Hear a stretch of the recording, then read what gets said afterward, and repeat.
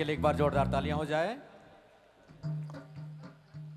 झोला जो मेला लगा हुआ है, झोला साइड में कुछ लोग बदमाशी कर रहे हैं। मैं समस्त श्रोताओं से अनुरोध करूंगा, हम आप सभी का कार्यक्रम है, उधर झोला वाले को ज्यादा तंग न करें, प्रेम से प्यार से सभी का आनंद लें।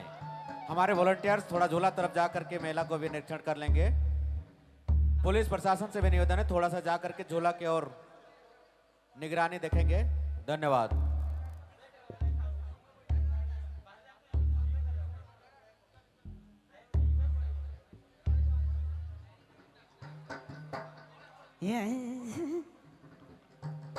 Ya bakira gaya bira ke la bagoya